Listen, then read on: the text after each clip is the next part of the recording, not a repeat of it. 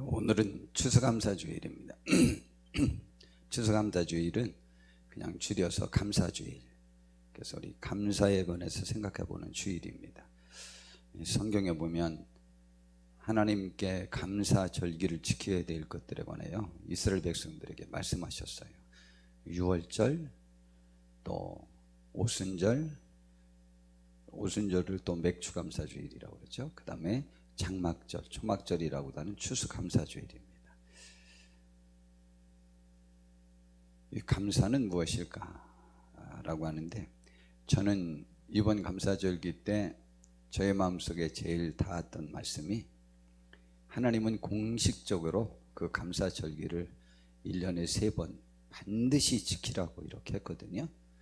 그랬는데 그 감사절기를 지킬 수 있는 상황적 여건이 감사절기를 지키느냐 지키지 않느냐와 아무 상관이 없이 나의 상황이 지금 가장 좋아서 돈이 많으니까 절기 안 지키고 놀러가도 되고 하나님께 감사 안 해도 이유로 받을 것이 별로 필요치도 않다라고 해서 놀러가는, 그래도 된다고 말한 적도 없고, 또 반대로 내가 너무 어려워서 이 상황에 내가 감사할 게 어디 있느냐라는 그 상황적 여건을 고려해서 감사해라 라는 말씀을 하신 적이 없습니다.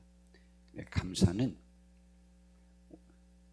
무조건적으로 하나님 앞에 하여야 되는데, 결론은 이런 것이죠. 그 감사는 성경의 내용에 또 보니까 감사는 아무나 하는 것은 아니고요, 이게 감사의 본질이 중요한데, 감사는 하나님이 계신 것과 그분이 나에게 은총 베풀어 주신 것을 믿고 천국의 소망이 나를 지배하며 성령님의 인도하심에 사로잡힌 진정한 하나님의 백성만이 진정한 감사가 가능하다.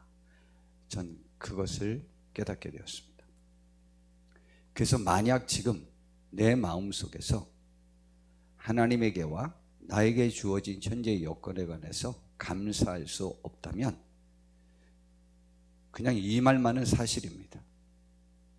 그는 아직 진정한 신앙인이 아닙니다.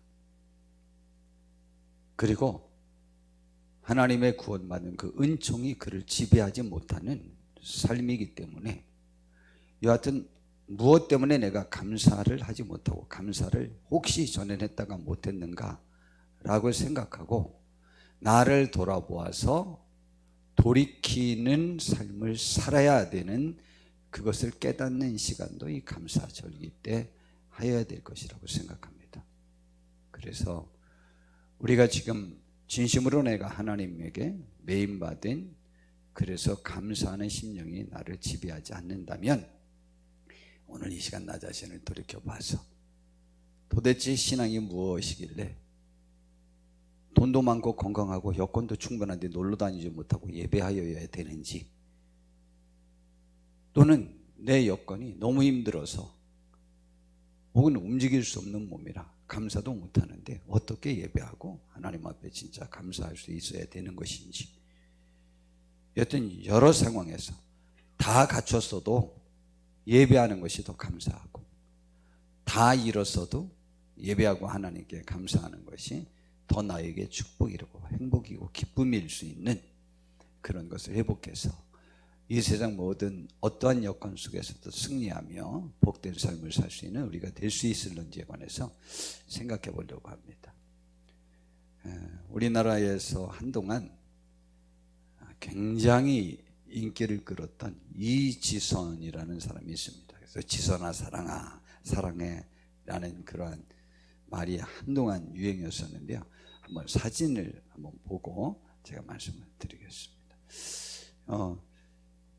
이 사람이 23살 때 교통사고를 만나가지고 전신 55%의 화상을 입었습니다.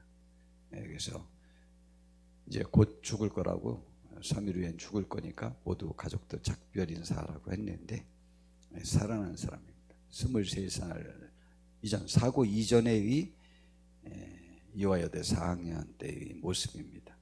그 다음에 사고 후에 지금의 모습을 좀 보겠습니다. 이게 지금 이 사진이 밝게 잘 나온 게 온 얼굴이 화상으로 저렇게 일그러진 그런 모습입니다. 지금 이 사진은 별로 이렇게 흉측하게 많이 안 나왔는데 어떻게 잘 찍어서 굉장히 흉측한 모습을 지니고 있는 모습으로 현재 살아가고 있습니다. 자, 이분에 대해서 우리 한번 생각해 보려고 합니다.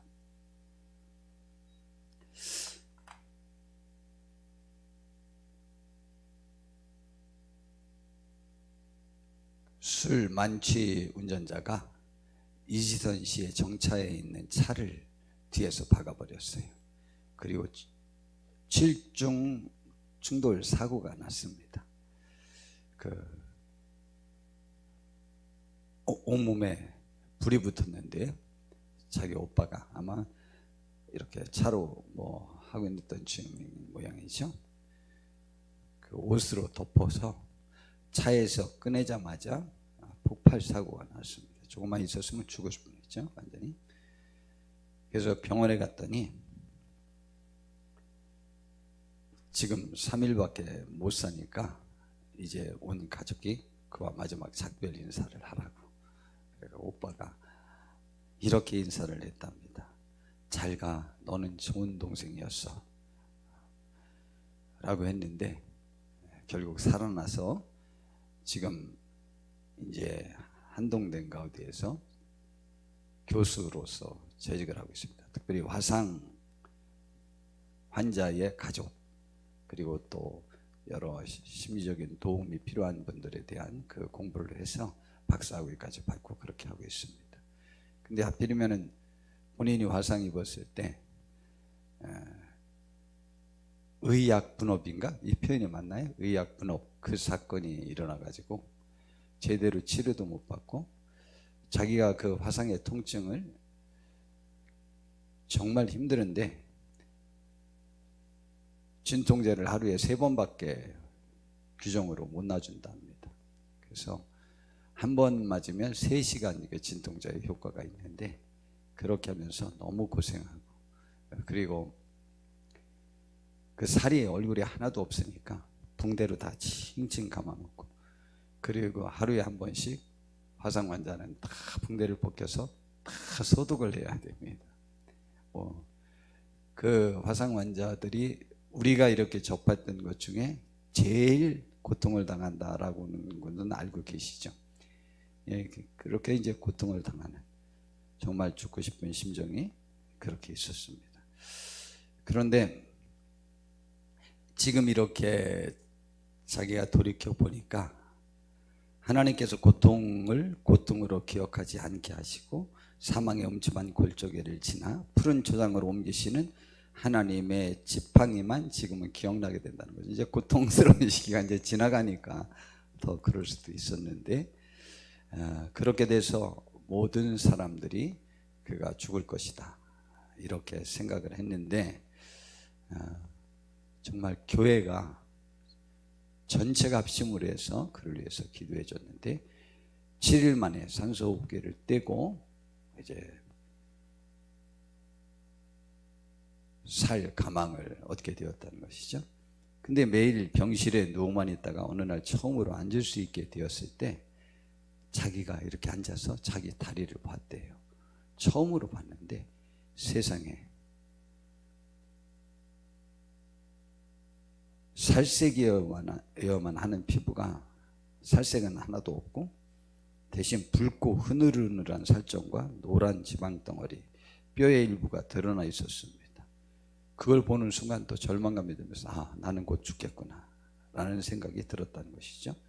그리고 그 중환자실에서 매번 사람들이 화상 환자들이 죽어져 나가는 것을 봤는데 16명의 화상 환자가 점점 죽어나가는 것을 자기가 봤답니다.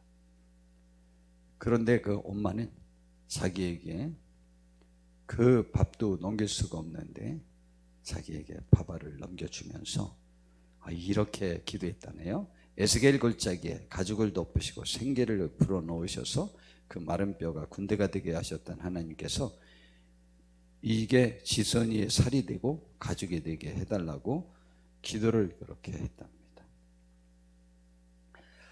그 기도, 그런 그녀가 감사를 배운 것은요, 이 지선 씨가 이제 감사를 배운 것은 병원에 있을 때였다. 사고를 당한 후 그녀가 하나님이 안 계신 것 같았고 또 자신을 벌하시는 것 같았답니다. 그리고 버린 것 같았대요. 그녀가 광야에서 힘든 시간을 보낼 때 그녀의 어머니가 하루는 우리 눈에 보이는 것들이 더 나빠지는 것 같고 현실은 암담하다. 그렇지만 하루 한 가지에 감사한 것을 생각해 보자. 이렇게 제안했답니다. 그런데 그 제안이요, 기적적인 효과를 나타났답니다. 얼굴에 피부가 없어 온몸에 붕대만 갖고 있었는데 감사를 찾으니까 감사할 게 있더래요. 다친 손이지만 숟가락을 잡아 밥을 먹을 수 있는 것이 감사했고 단추를 잘 물 수 있는 것도 감사했답니다. 처음으로 걸어서 화장실에 간 날 그것이 감사했고, 제가 오른쪽 다리로 서 있을 수가 없었거든요. 몇 년 동안 잠깐도. 그래서 제일 불편한 게 샤워하고 난 다음에 이렇게 이쪽 다리 씻고 이쪽 다리 씻을 때 그걸 못 해가지고 꼭 기대서 했었는데, 제가 우리 성도님들에게도 말한 적이 있는 것 같아요. 나 오늘 처음으로 오른쪽 다리 잠깐 서가지고 왼쪽 다리 씻었다 닦았다 물을.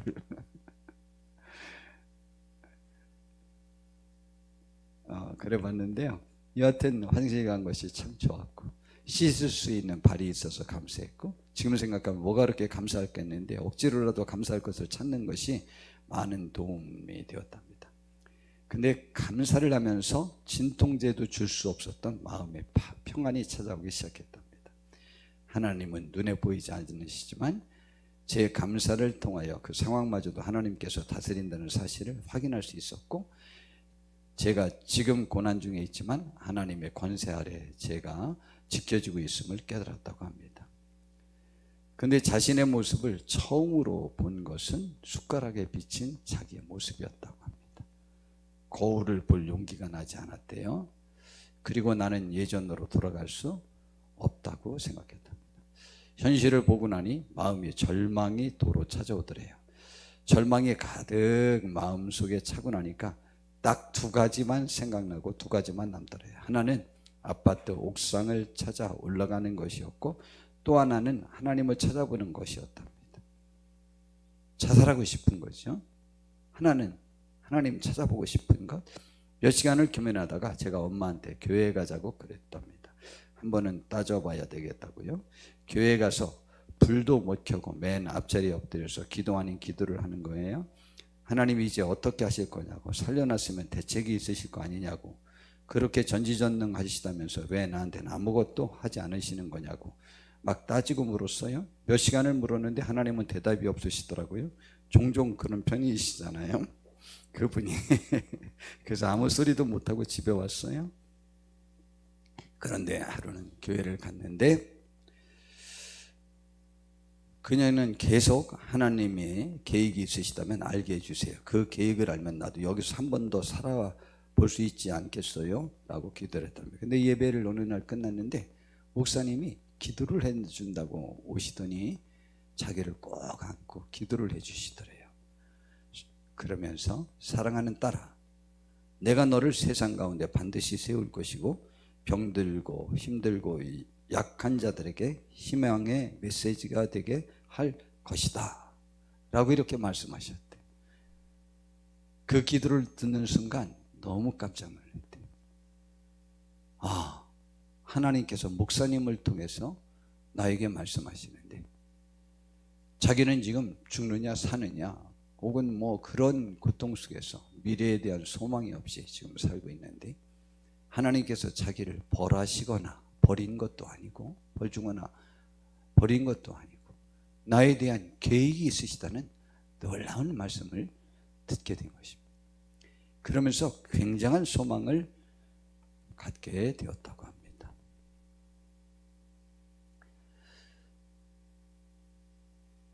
감격에 벅찬 그녀의 머릿속에 의사 선생님이 했던 말이 지나갔답니다.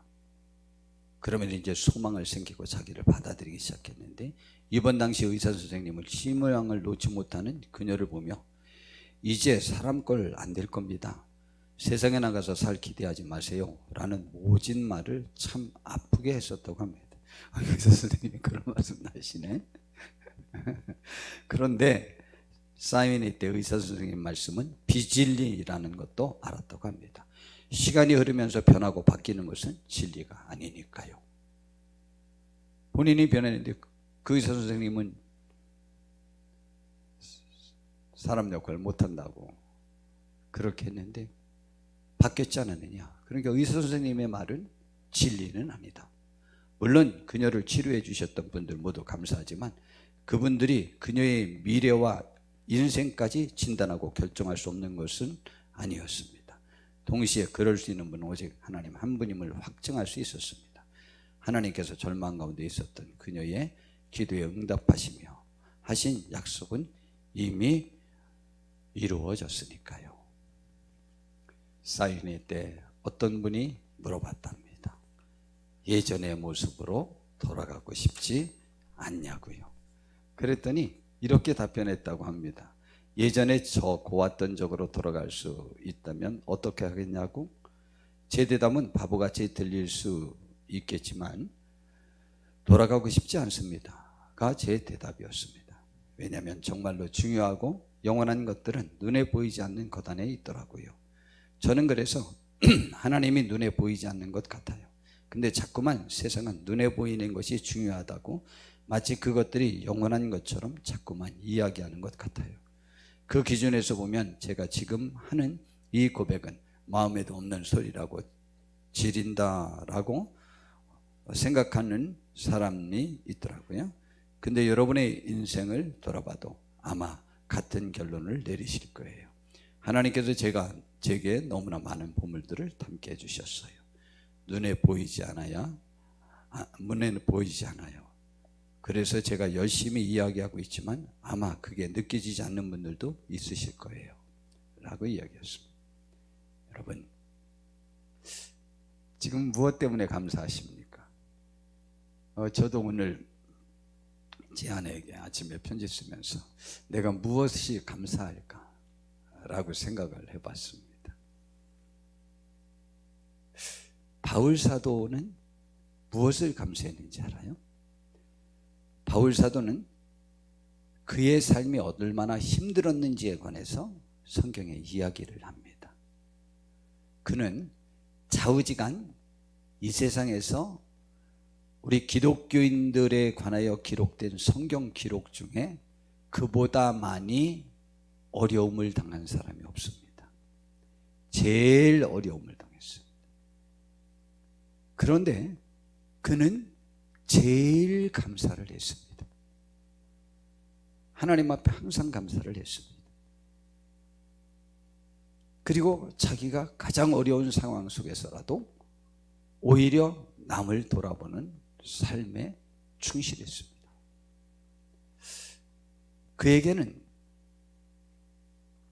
그래서 그는 자신이 그러한 삶을 살면서 또한 우리 하나님의 사람들에게 이렇게 권고합니다.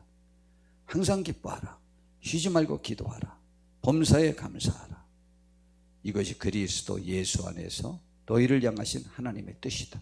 하나님의 뜻대로 정말 온전히 살았던 바울 사도는 그래서 어떠한 상황에서든 기뻐했고 감사했고 기도를 쉬지 않았습니다. 또한 빌립보서에서는 이렇게 말합니다. 주 안에서 항상 기뻐하라. 내가 다시 말하노니 기뻐하라. 너희 관용을 모든 사람에게 알가하라. 우리의 관용을 기뻐하고 감사하고 그러는 것들에 대한 표현이 뭔지 알아요? 나와 관계된 사람들에게 관용을 베푸는 거예요. 너그러운 거예요. 그들로 인하여 화를 내지 않는 거예요. 그들로 인하여 감사하는 거예요. 하나님께 정말 기도하고 항상 기뻐하고 항상 감사하는 사람의 특질은 좌우지간 우리와 관계된 사람에게 관용하는 거예요. 그 관용하는 모습이 나에게 표출되지 않는다면 진심으로 감사하는 것 아니에요. 나와 관계된 것들에 대하여 지금 감사하지 않는다면 하나님께 감사하는 게 아니에요. 하나님께 감사하고 나와 관계된 것들에 대하여 감사하지 못하면 위선, 이건 지금 진정한 감사가 아니에요. 위선이에요. 그리고 빌립보서에서는 또 바울 사도는 이렇게 말합니다. 주 안에서 항상 기뻐하라. 내가 다시 말하노니 기뻐하라. 너희 관용을 모든 사람에게 알게 하라. 주께서 가까우시니라. 아무것도 염려하지 말고 대신 염려와 어려움이 주변 여건으로 인해서 왔을 때 아무것도 염려하지 말고 다만 모든 일에 기도와 간구로 너희 구할 것을 감사함으로 하나님께 아뢰라. 그리하면 모든 지각에 뛰어난 하나님의 평강이 너희 마음과 생각을 지켜주실 것이라고 말씀하셨어요. 바울 사도는 이 신앙이 있었어요. 그는 무엇 때문에 이런 마음이 있었느냐? 로마서 1장 14절에서 15절에 보니까 헬라인이나 야만인이나 지혜 있는 자나 어리석은 자에게, 굳이 말하면 나름대로 내 기준에 맞는 사람이나 맞지 않는 사람이나 이방인이나 뭐 죄인들이나 누구나 다 의인이나 모든 사람에게 내가 비쳤다. 무슨 빚? 지금요, 바울 사도는 하나님이 자기를 구원해 주신 것은 그 빚을 갚으라고 하나님이 하셨다고 생각한 거예요. 그래서 로마에 있는 사람들에게도 복음 전하려고 하는 거예요. 빚진 자의 심령은 복음 전하는 데 열정적인 거예요. 여러분, 내가 빚졌을 때, 빚졌는데 그것을 탕감해 준 그것이 감사한 거지, 내가요 남에게 돈 고쳤는데 상대방이 그 돈을 안 갚으면 그거 억울해서 못 견딥니다. 어느 때는 내가 꿔준 돈으로 그는 허랑방탕하게 살 때 더 속상합니다. 그런데 바울 사도는 그러니까 행복한 사람이죠. 내가 평생 갚아도 갚을 수 없는 은혜를 내가 그분에게로 받았다. 그러니 복받은 사람인 거죠. 그래서 고린도후서 5장 14절에 그리스도의 사랑이 우리를 강권하신다 라고 했어요. 나를 위해서, 우리를 위해 죽어주신 그 사랑이 우리를 강하게 이끄는 것이다. 우리를 이끄는 삶의 원동력은 그분의 사랑, 그것이 나를 이끄는 거죠. 여러분, 사랑이 우리를 이끕니다. 정말입니다. 나를 사랑하지 않는 사람과는 관계할 수 없습니다. 굉장히 힘듭니다. 그 사랑이 나를 그에게로 이끄는 거예요.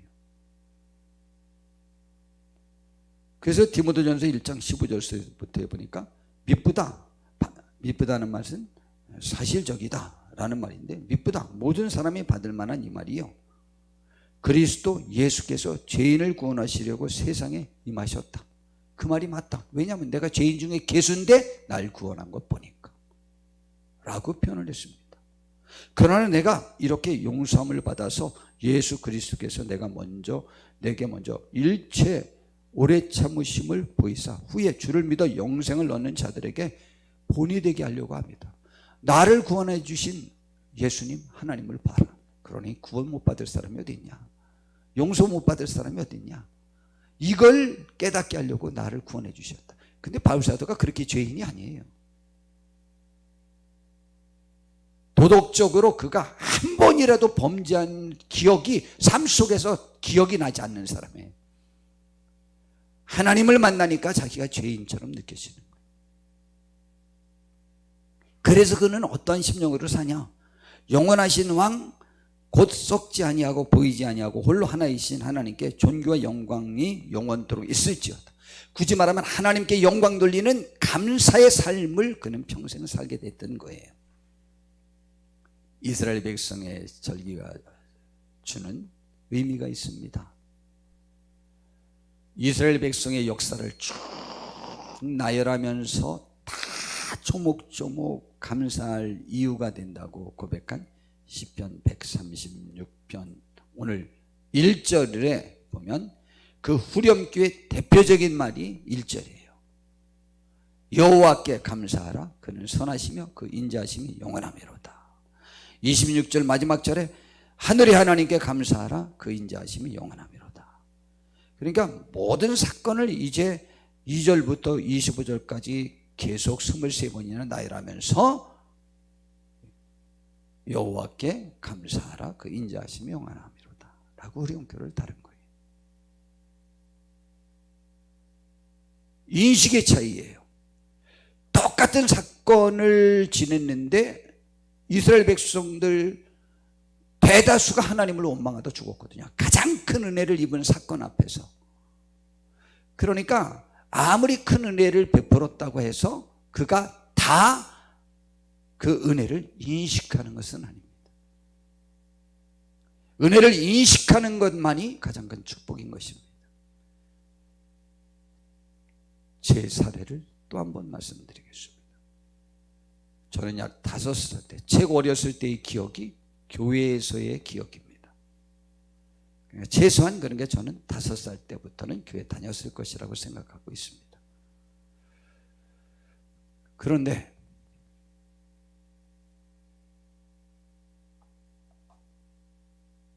중학교 2학년 때까지 제가 평생에 하나님에 대하여 제 의식 속에서 한 번 의심해 봤습니다. 어렸을 때는 기억이 안 납니까? 의심 안 했겠죠 뭐. 지금까지 한 번. 중학교 2학년이 되니까 교회에서 가르치는 것이 논리적으로 안 맞는 말 같아 보였어요. 그래서 그것이 의문이 생기다 보니까 그것이 확산되어서 하나님이 안 계시다 라는 말을 서슴없이 하게 되었어요. 이유는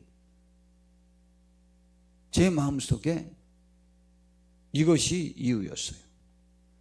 예수님 믿으면 구원받는다고 하면서 교회는 왜 오라고 하냐? 안 나와도 되지 않냐?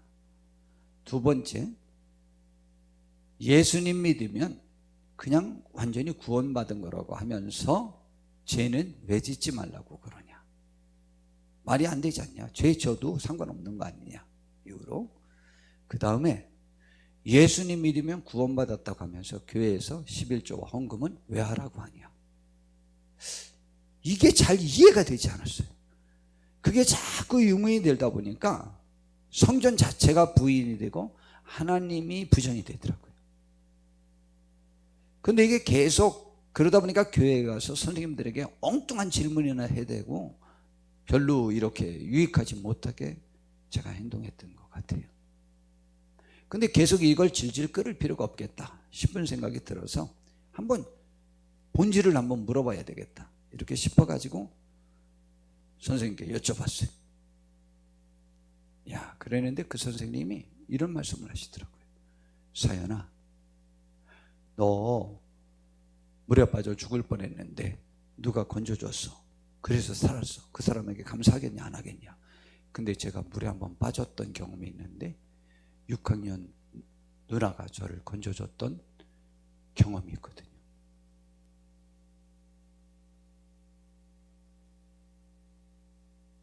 그리고 저희 아버님이 제가 그 질문을 한 그 주일 이틀 전 금요일 날 감자밭을 말면서 저희 아버님이 말씀하셨어요. 결혼해서 초기에 강원도에서 사셨었는데 그 앞에 냇가가 시멘트 다리가 아니고 나무를 이렇게 해서 줄로 만드는 그 줄다리였대요. 근데 장마철에 초등학교 5학년이 초등학교를 갔다 오다가 물에 빠져서 떠내려가고 있더라는 거예요. 근데 아무도 못 들어가신대요. 저희 아버님이 마라톤과 수영을 좀 잘하셔요. 네, 들어가서 건져줬대요. 알고 봤더니 3대 독자더래요. 강원도에서 충청도로 이사 나오시기 전까지 그 할아버지가 매 명절 전날 그 손주에게 제숫감을 직접 들려서 명절 전날 꼭 1년에 2차례 찾아오셨다는 거예요.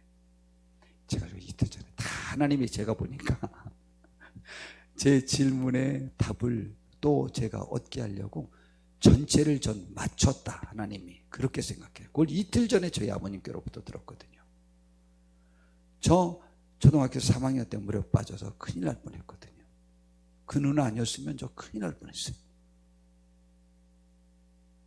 그랬는데 그 선생님이 첫 질문한 것이 너 물에 빠졌을 때 건져주지 않았으면 죽을 뻔했어.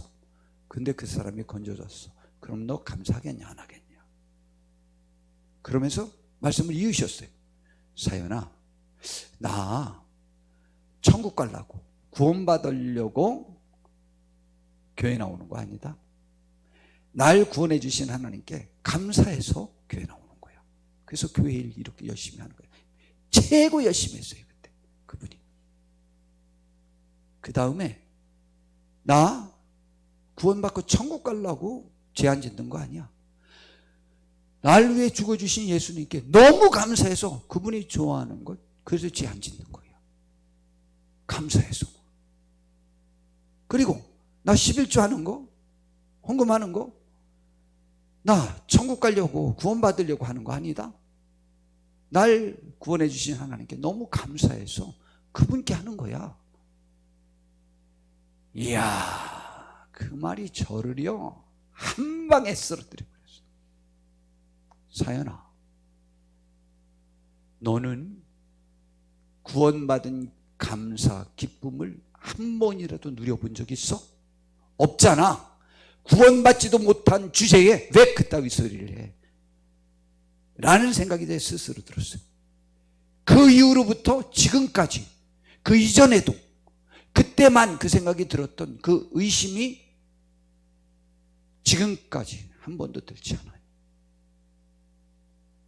저는 단연코 말씀드릴 수 있습니다. 지금 내가 교회 나와서 예배하고 기도하고 여러 가지 봉사를 하고 헌금을 하는 것이 만약 아깝고 싫다라고 한다면 내가 구원 안 받았다라고 말할 수 있을런지 모르지만 구원의 기쁨이, 하늘의 기쁨이, 성령의 기쁨이 나를 지배하지 못하는 제약 상태에 있는 거예요. 다윗 왕이 범죄하고 하나님 앞에 기도했을 때 주여 나의 기쁨을 회복시켜 주시고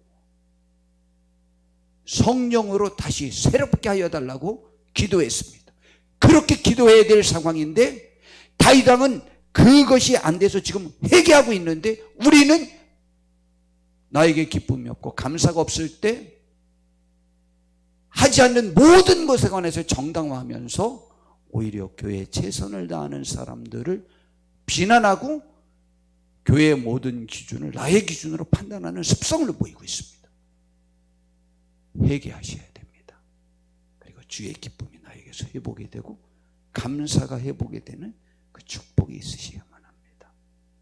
그러므로 감사절기를 하나님께서 제정해 주신 것은 그 감사절기를 통해서 자기를 돌아보라고 하신 것이면 분명합니다. 그리고 우리들의 신앙을 점검하게 하신 것이죠. 감사가 준 기적 또 하나 좀 보겠습니다. 오늘 이 사람이 워너 숄맨이라는 사람이랍니다. 이 사람이 그린 그림 한번 봅시다. 문 밖에서 기다리는, 두드리는, 우리의 마음문을 두드리는 예수님의 그림. 그 다음에 겟세마네 동산에서 기도하는 그림. 그 다음에 선한 목자 그림. 그 다음에 예수님의 초상화. 그 다음에 또 하나 찾았나요? 못 찾았어요. 그 다음에 우리 항해하는 베드로, 젊은 베드로 뒤에서 배 위에서 이렇게 어깨를 잡아주고 힘을 북돋아주는 예수님 사진. 우리가 예수님 사진 중에 가장 많이 봤던 사진들이죠. 굳이 말하면 예수님의 사진 중에 제일 유명한 작가입니다. 한동안 전 세계에서 가장 영향력을 미쳤던 화가입니다. 이 사람이 교회 성가대 같이 하던 여자와 23살 때 결혼을 했습니다. 근데 결혼하자마자 얼마 되지 않아서 무슨 병이야?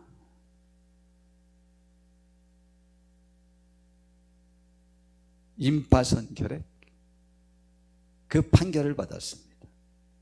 그리고 당신은 길어야 석 달을 살 것입니다 라고 의사가 판정을 내렸습니다. 이제 모든 것들에 대한 의욕을 잃고 절망 중에 그가 빠져서 아무것도 하지 못하고 있는 상태였습니다. 그런데 그때 그의 아내가 유명한 가수였는데 이렇게 보냈답니다. 여보, 3개월밖에 못 산다고 생각하지 말고 하나님께서 3개월을 허락해 주셨다고 생각하며 감사하며 살아가 봅시다. 라고 이렇게 권했대요. 자기 아내에게 미안했고 자기의 모든 것을 생각하면서 고통당하고 저명에 빠져서 신음하고 아무것도 못하고 있는 상태에서 그 아내가 그렇게 권했답니다. 그리고 아무도 원망하지 맙시다. 3개월이 얼마입니까? 천국 같은 그 시간을 가장 아름답게 만들어 봅시다. 3개월이나 되는 기간을 살게 허락하신 하나님께 감사합시다. 이 솔맨이 자기 아내의 말을 곰곰이 생각한 끝에 더 이상 원망과 불평의 말을 하지 않고 아내의 말대로 남겨 3개월 동안 오직 감사하며 살겠다고 다짐을 했습니다. 그때부터 아주 작은 일부터 감사를 시작하면서 모든 것에 감사했습니다. 그러면서 자신의 생애 마지막 작품이라고 생각하고 예수님의 사초생활을 그렸습니다. 감사하는 그에게 놀라운 기적이 일어났습니다. 3개월 시한부 인생이 3개월이 지났는데도 몸이 약해지는 것이 아니라 오히려 몸이 더 건강해져서 병원에 가서 다시 진단해 보았더니 임파선 결핵이 깨끗하게 사라진 것입니다. 그의 주치의사인 존 헨리는 너무 놀라며 도대체 3개월 동안 무슨 약을 먹었기에 이렇게 깨끗하게 나았느냐고 물어봤습니다. 솔맨은 다른 약은 먹은 것이 없고 굳이 약이라고 한다면 아내가 주는 감사하는 약을 먹었다고 하니까 주치의사는 박수를 치면서 바로 그것이 명약입니다 라고 하면서 감사는 최고의 항암제요, 감사는 최고의 해독제요, 감사는 최고의 치료제입니다 라고 이렇게 말했다고 합니다. 성도 여러분, 성경은 감사를 잊은 너희여 라고 책망하고 있습니다. 우리는 오늘 2022년 추수감사절기에 진심으로 내가 하나님 앞에 감사하는 모습을 내가 지금 갖고 있는가에 관해서 생각해 보시고, 돌이켜 어디서부터 사탄이 나에게 들어와 나의 감사를 앗아가 버리고 하나님에게 하는 최선의 감사의 행위에 관하여, 이거는 시간과 정성과 물질을 반드시 보여야 되고 나와 관계된 모든 것들의 감사함이 포함되어야만 합니다. 이 감사가 사라진 원인을 찾아서 회복하시면 더 큰 하늘의 축복을 바라보고 보이지 않는 하늘의 세계와 그 소망 중에서 우리는 즐거워하며 더욱더 이전보다 풍요롭고 복된 귀한 하늘의 백성으로서의 삶을 살 수 있을 것이라고 저는 확신합니다. 감사가 회복되어지는 축복이 저와 우리 모두에게 함께하기를 진심으로 바랍니다. 기도하겠습니다. 주님, 우리를 인도해 주셔서 복되게 하옵시고 진심으로 하나님께 감사하는 심령이 회복되게 하옵소서. 주의 영이 오늘 이 시간 주께 함께하는 우리들의 심령을 사로잡아 주시옵소서. 예수님의 이름으로 기도드렸습니다. 아멘.